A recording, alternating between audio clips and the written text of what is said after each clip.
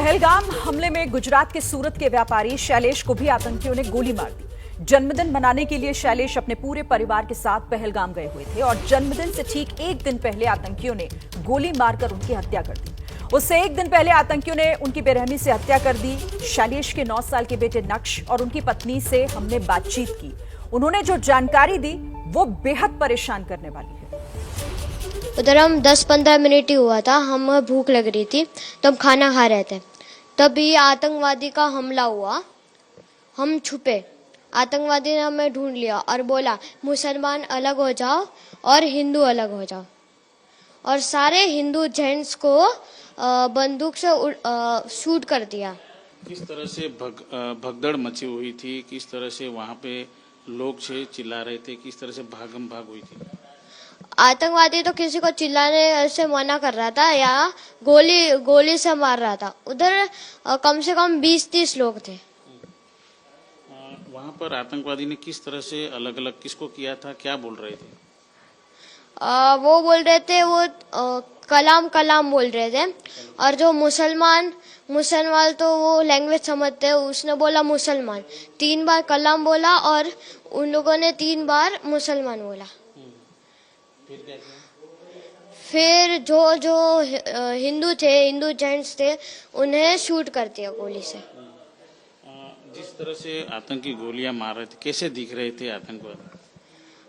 आतंकवादी गोरे से थे, इधर वाइट टी शर्ट पहनी थी और नीचे ब्लैक जीन्स पहना था, दाढ़ी थी, ऊपर वो कैप थी मोमेडियन वाली और एक कैमरा था ऊपर सर पर। अच्छा, क्या बातें कर रहे थे वो लोग जब ये गोली मार रहे थे तब? वो बातें तो कुछ नहीं कर रहे थे, बस चुपचाप थे।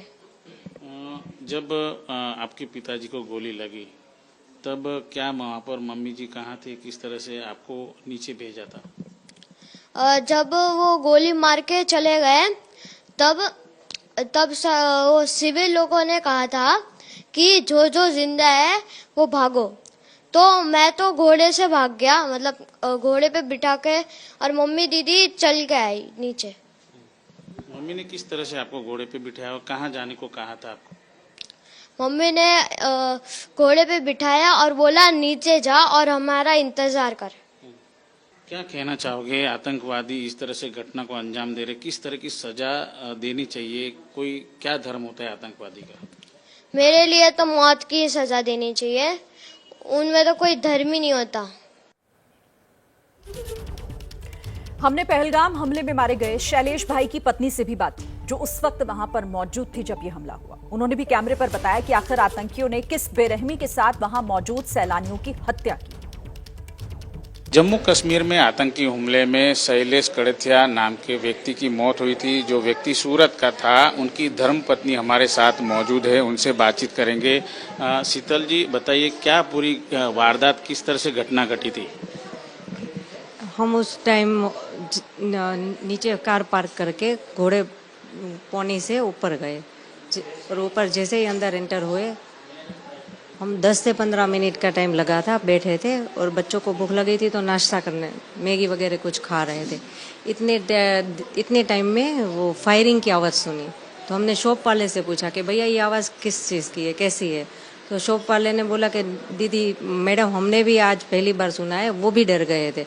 इतने में फिर दूसरी बार फायरिंग की आवाज़ आई, वो हमारे सामने आके खड़े रह गए और उसने बोला कि हिंदू एक तरफ हो जाओ और मुसलमान एक तरफ हो जाओ।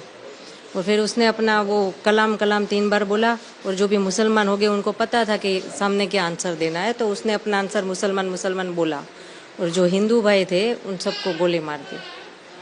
जब वो आतंकी आए थे, किस दिशा से आए थे, क्या कुछ बातें कर रहे थे?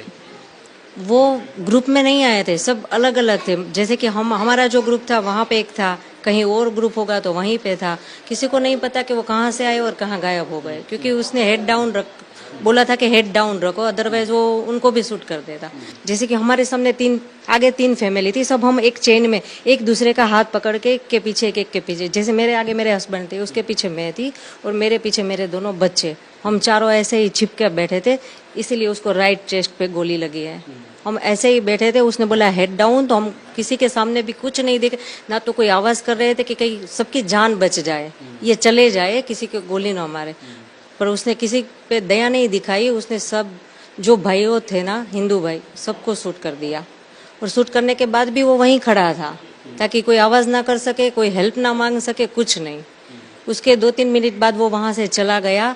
फिर जो लोकल शॉप वाले थे, 2-3 अंकल, उन लोगों ने हमें बोला कि आप अपने बच्चों की जान बचा के उनको लेकर जाओ नीचे, ये लोग कभी भी वापस आ सकते हैं। तो हम बच्चों को लेकर उसकी जान बचाने के लिए फिर हम नीचे भागे।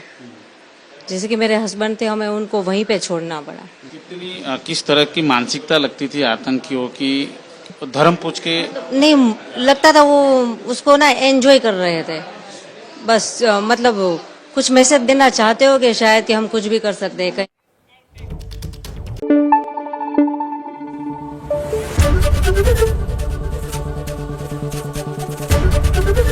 एबीपी न्यूज आपको रखे आगे।